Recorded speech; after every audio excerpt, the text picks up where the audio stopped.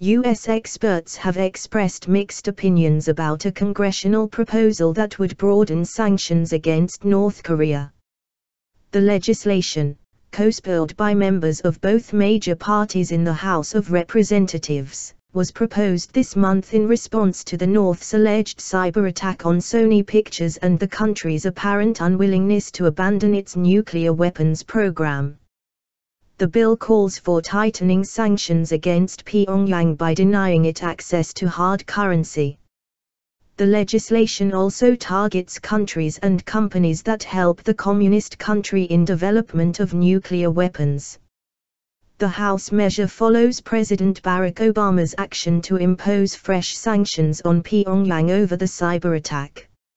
In January, Obama signed an executive order authorizing the Treasury Department to impose financial measures on 10 North Korean officials and government agencies.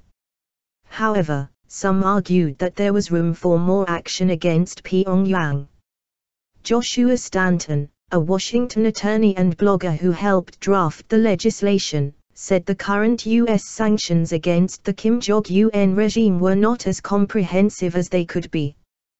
Despite North Korea's long history of money laundering, counterfeiting and other illegal activity, it hasn't been designated as a primary money laundering concern, Stanton said in an interview with the VOA Korean service.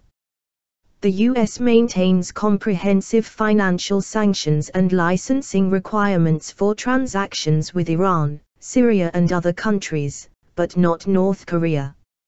Stanton said Obama's action was not powerful enough, noting that it has only designated 10 low-level arms dealers.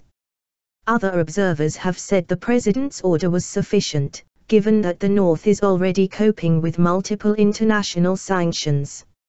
Some experts questioned the efficacy of the House bill, saying it could affect legitimate dealings. "I don't know how effective they are, but I am not against it," said John Merrill, former chief of the Northeast Asia Division of the Bureau of Intelligence and Research at the State Department. The broader the sanctions become, it becomes harder to call it. Sanctions can often lead to economic warfare, and we have to be very careful of weaponization of sanctions. Merrill said Washington should enforce its sanctions against Pyongyang in relative proportion with other interested parties.